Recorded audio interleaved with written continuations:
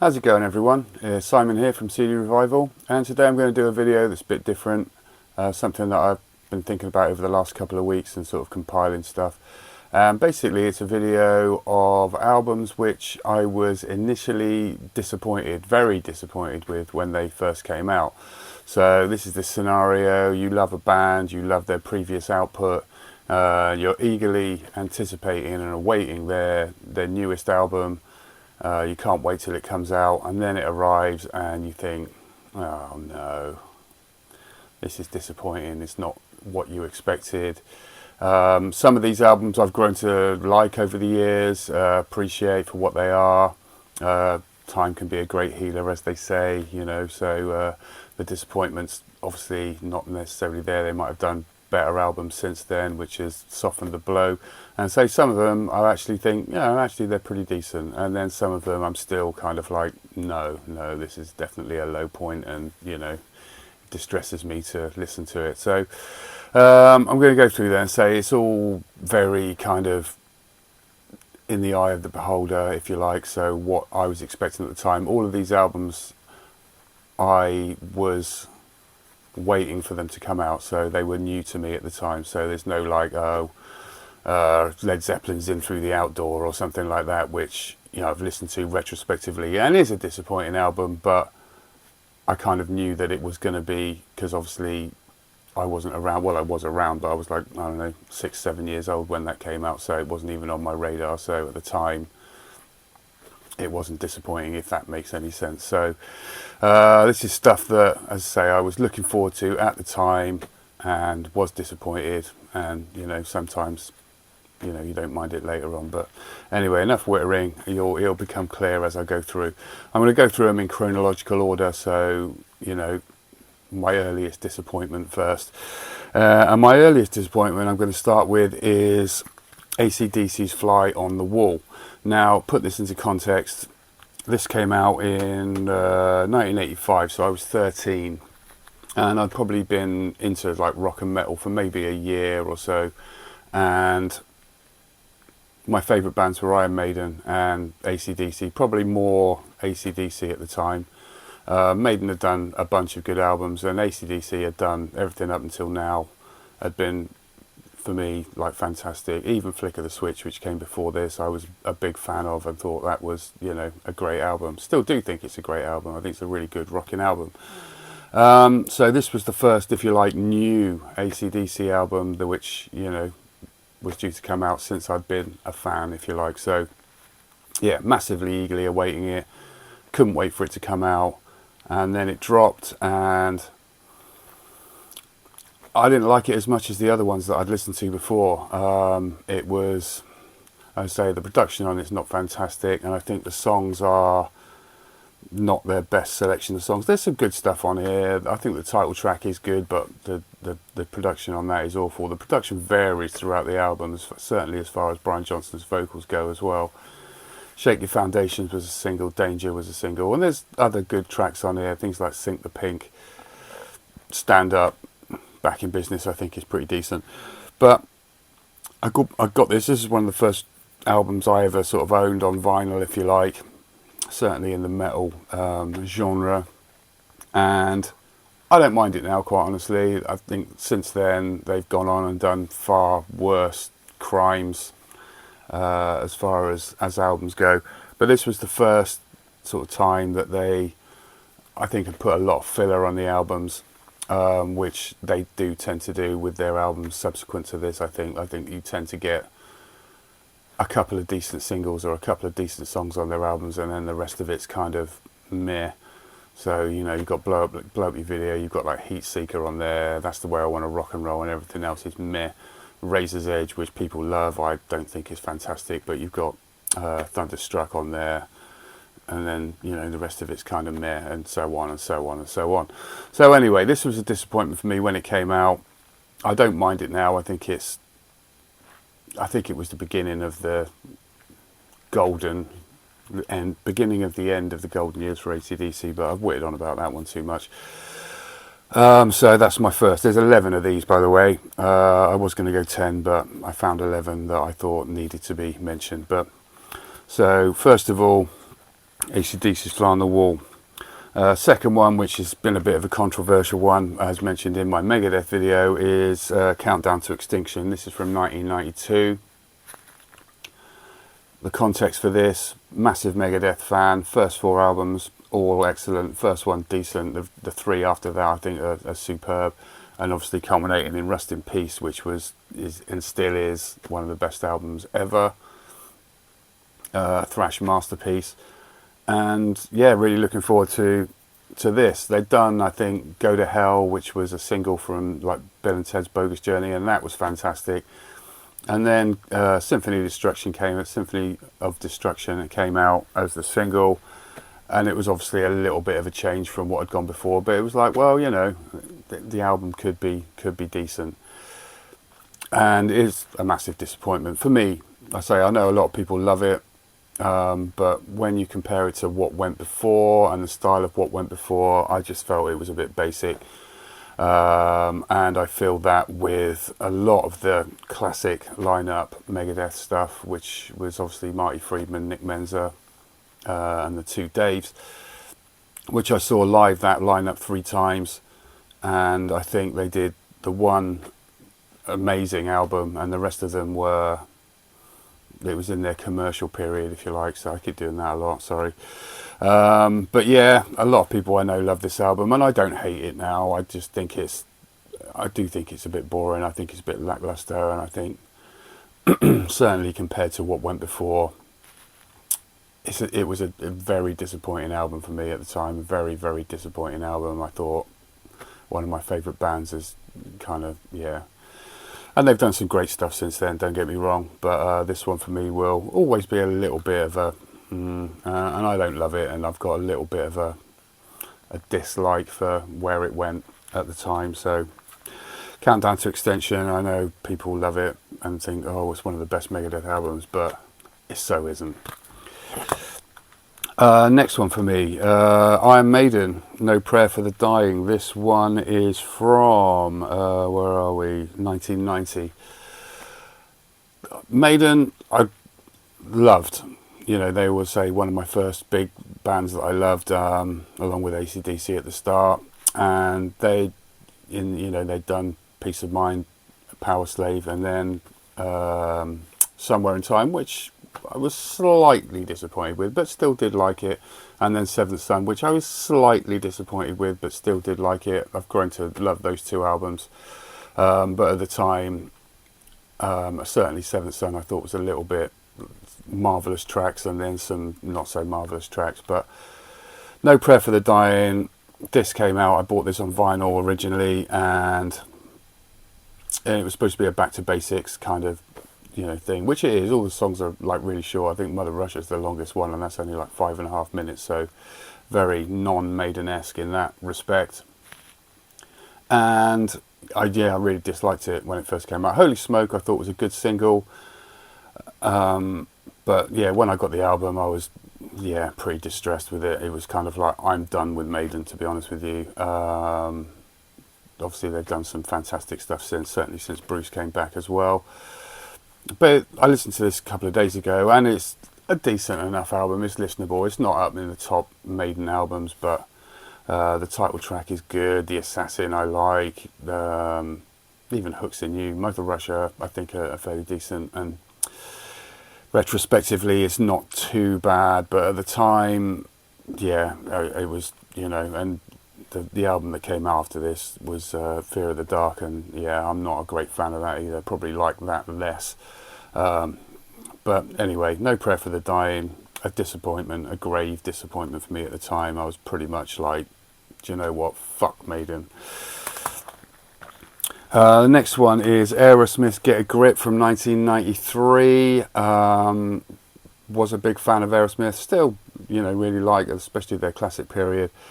They'd done, the first new album of theirs was Permanent Vacation for me, and I loved that. And then, because they weren't huge in the UK, I know in America they were big for ages, but in the UK they weren't really, until like Walk This Way came out, they weren't really known too well, I don't think.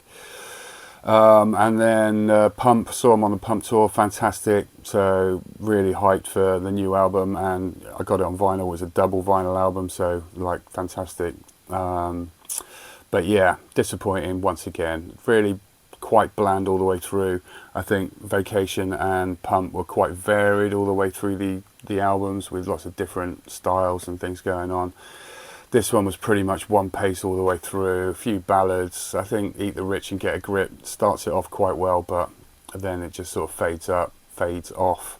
Yeah, it's got some good stuff on there. Gotta Love It, I think, is a good track, but yeah, really quite bland. And yeah, I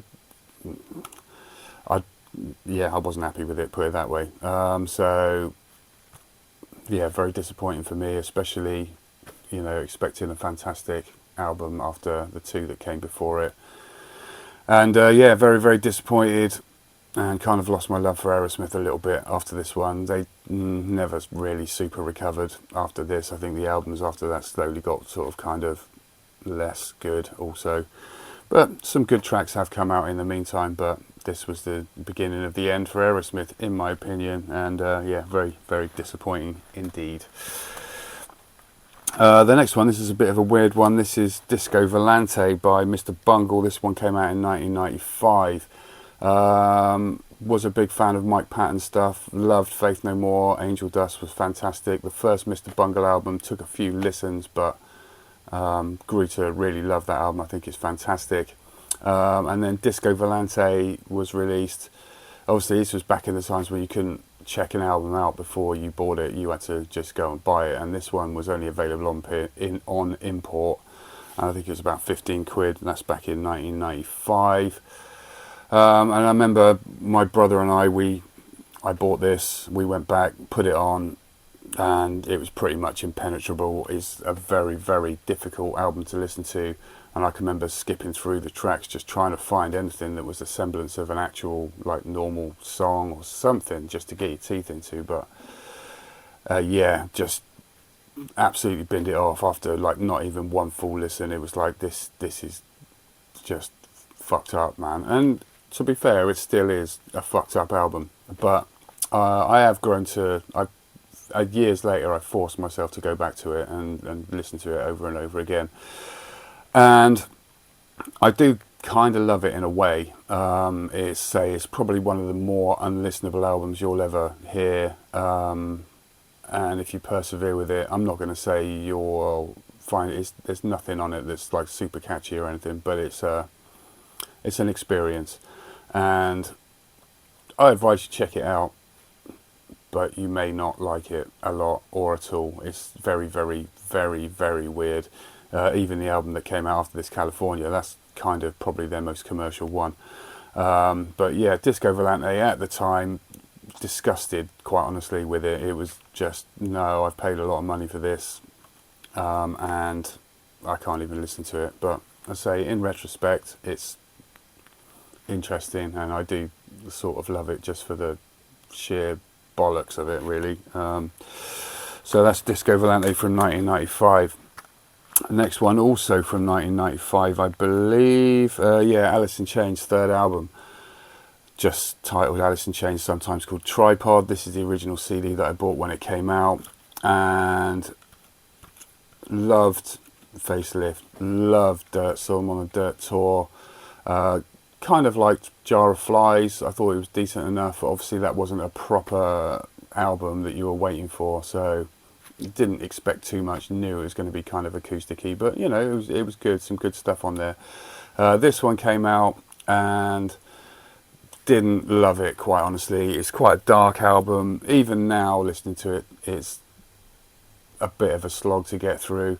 I think it's got some good tracks on it, but compared to Facelift, compared to Dirt, yeah, I was very disappointed with it. I like it now, but at the time I was expecting something fantastic, because Dirt was so good and Facelift was so good. So yeah, this one, yeah, disappointing, very disappointing. A lot of people do like it, and I say I do like it, but as far as being, you know, what I was expecting and what I was hoping for at the time, it did not hit the spot. So some good tracks on there. Grind and Brush Away. It starts off pretty well, to be fair, but yeah, it's a difficult listen, quite honestly. It's yeah. See what you think if you haven't heard it already. Next one, fairly easy, is Metallica Load. This one is from 1996. Now, massive fan of the first 4 Metallica albums. When the Black Album came out, a little bit of disappointment there. I still thought it was a good album. I still think it is a good album, but nothing compared to the first 4. So it was like, well, this is just a blip, because Metallica are great. They've always been great. They've gone for their sort of slightly more commercial sound, and the next album's going to be fucking amazing, man. So we saw them on the Milton Keynes Bowl, at the Milton Keynes Bowl on the Black Album tour, and it was at that point that James Hetfield was like, yeah, we're going to play a new song, and it was like, fantastic, yes, let's get back to the true Metallica. They played 2x4, and it was like, what is this shit, man, honestly? And that kind of set up the tone for the album, and it's honestly hideous, I think, as far as what Metallica had done before, and you're expecting like them to come back as like the, you know, the true kings of metal, and they've come out with like this. And I know people that love this, man. I know people that think this is a great album, but they tend to be people that were like, oh yeah, that was my first Metallica album. And it's like, well, I get it then, in which case, but when you were raised on the first 4 and then the Black Album, and then to have this by, you know, which was, you know, one of my favourite bands at the time, yeah, just an absolute mega disappointment. There's a couple of decent enough tracks on there, I guess, but it's really it's just not Metallica as far as I'm concerned. They've done worse since, you know. I mean, Saint Anger, to be honest with you, Saint Anger I was less disappointed with, because I just expected it to be another album of complete shit, which in a way it is, but at least they sort of got a bit of bollocks back and tried to be a bit more metal again. Death Magnetic was the best album probably since, I don't know, Justice maybe, for me. But yeah, this one, yeah, just the end of Metallica, man. The end of Metallica. And I was so thinking that they were going to come back with a great album, but they really didn't. Next one is Danzig 5 from 1996. Black Acid Evil, Black Acid Devil. I don't really know how it's pronounced, but regardless, this is one that Rob and my brother bought, and because, you know, that was the way back in the day. You know, one person would buy it, everyone else would like tape it off them. And with the first 4 Danzig albums, once again, all classics. Yeah, great albums. Then he sacked his entire band off pretty much. But, you know, Robin bought this, we listened to it, we wept because of the difference in it compared to the first 4 albums. He's gone for a bit more of an industrial, which wouldn't even be too bad, but his voice is just buried beneath loads of effects and sludge. Is kind of, yeah, it's not great, man. I listened to this the other day once again. It's actually okay in retrospect. He's done worse since then, I think. There's some good stuff, things like Hint of Her Blood, where he actually sings on there. There's another couple of ones where he actually sings on there, with the industrial noise going on in the background, and they're actually okay because his voice kind of pulls it through. But yeah, it's a difficult one, and say we hated it at the time. It was one of those kind of listen to it once, never go back to it, but I have gone back to it since, and I think it's okay. I can listen to it. As I say, there's a couple of decent ones on there. There's a version of Hand of Doom, the Black Sabbath tune on here, which, you know, isn't as good as the Sabbath one, but it's alright, and it's, you know, an okay album. I think it's very different. At the time it was jarring, to say the least, because we were expecting more of the same from Danzig. But yeah, Danzig 5 from 1996, at the time a crushing disappointment. Now it's okay, I can listen to it, it's okay. Adore, Smashing Pumpkins from 1998. A lot of people do like this album. Once again, the first 3, Gish, Siamese Dream, Melancholy, fantastic, all brilliant albums. This one, and it's not even awful, but it's just, where's the fucking guitars, man? Do you know what I mean? The first three albums were just like full of like Billy Corgan's multi-track guitars. It sounded like, sounded super heavy for the most part. And then we got Adore, which is just a light, melodic, kind of boring album. And the thing about it is, any of the tracks on here you could have put on Melancholy and it would have fitted in okay. Do you know what I mean? Because there are tracks on Melancholy and even Siamese Dream which are lighter, and they have it's like an interlude to the rest of the music. But to listen to a whole album, and it's quite long, and it's just boring as, it really is just, oh, come on, man, you need to finish. So yeah, very, very disappointing. Expecting fantastic album, got something less than that. It's just a boring. There's nothing wrong with any of the tracks individually. Put them on in the middle of an album, or even a couple of them. But to have the whole album just that, and you're just still waiting for a decent track, and it just never comes. So for me, that's why this was super disappointing. The album that came after it was good, and they've done, he's a weirdo, let's be honest, but he's done some decent stuff since then, and some weird stuff, and I'm there for it, man. But this was just, did not like. The penultimate one I've got is Marilyn Manson's Eat Me, Drink Me from 2007.